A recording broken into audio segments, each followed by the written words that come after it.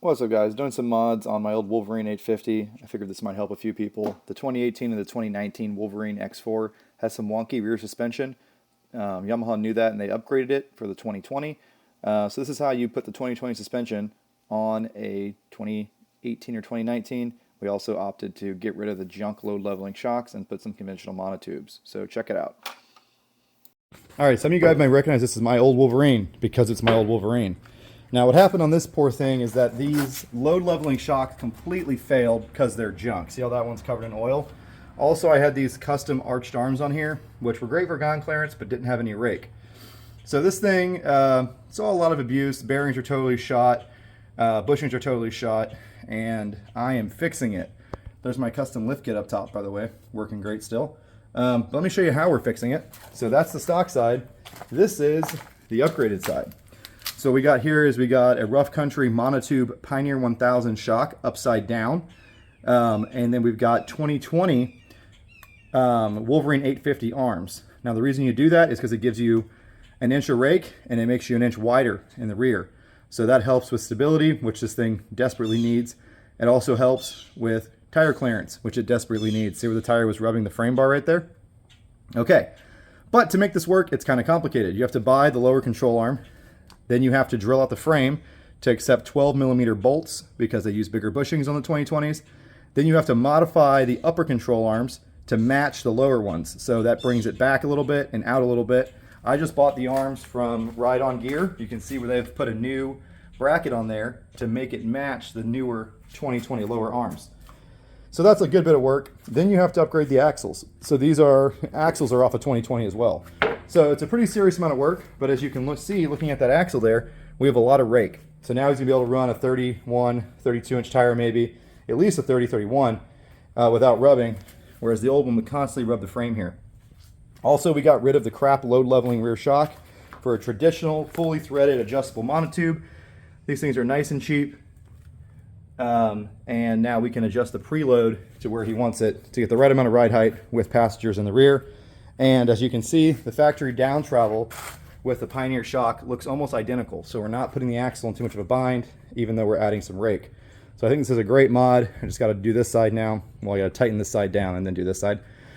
Pro tip on these Yamahas, make sure you grease your bushings. So these have grease zerks for a reason. These are metal bushings in here. If you don't grease them, they'll go out pretty fast.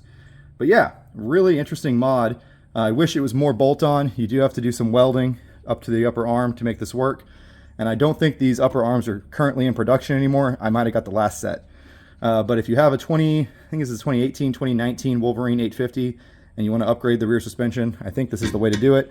All in all, pretty cheap setup. Running the shock upside down lets it fit in the lower control arm okay. You can run it upside down because it's a monotube. You can't run twin tubes upside down. On the top, you had to add a spacer. But this is all a little goofy because I have a lift kit up top. So if you don't have a bracket lift or something like that, you may not have to do the spacer. The reason I like the bracket lift because it helps the shock stand up straighter, which gives it more load carrying capacity, which is necessary because this shock is probably not quite stiff enough for a four-seater. So we're gonna have to add some extra preload to make sure it doesn't sag with passengers. However, Jacob doesn't run passengers a whole lot. So I think we're gonna kind of set it in the middle. When he has passengers, it'll sag a little, but it won't be sagging nearly as bad as those blown load leveling shocks, which are basically bottomed out all the time. All right, check it out. There's the final product. Those axles used to be negative. It was sagging so bad, he had about 4 inches of ground clearance. Now it's sitting at about 17 inches of ground clearance. So really big improvement in clearance. It looks pretty wide. He does have 1 inch wheel spacers on both sides, and these axles are longer and the arms are longer. So it's sitting pretty wide, but if you look at it, it's perfectly level with the fender flare. These are the add-on fender flares that don't come on the base model. So yeah, looks pretty stout. We're missing a few nuts. We ran out of nuts, so we got to put some nuts because this thing had a lot more M12 hardware than the old one did. And we were running those Super ATV arms before, which used some goofy lower hardware. But yeah, pretty sweet. Factory sway bar hooked up, no problem. Brakes and everything hooked up, no problem. All the factory mounts for the brakes still work and everything. So really clean setup. Make sure to remember to put washers behind these bolts. The instructions said that came with the upper arms that are modded. But yeah, so he's got 10mm hardware up top and 12mm hardware in the bottom, which is just fine because the bottom gets tortured because the shock is mounted to the lower arm. But yeah, so we're going to put some 32-inch Aztecs on here now. Plenty of clearance for him. The front might be a little tight with 32-inch Aztecs. You gotta remember these tires are totally wore down, these 28s. So we're probably gonna add some spring spacers up front because right now it's got some Rake. Let me zoom out. Yeah, so spring spacers up front, 32 Aztecs. I think should look pretty mean, and it's got a very low gear. I'm confident it'll turn them no problem. I ran 32s on it for a little while, and that's why the frame looks like this right here.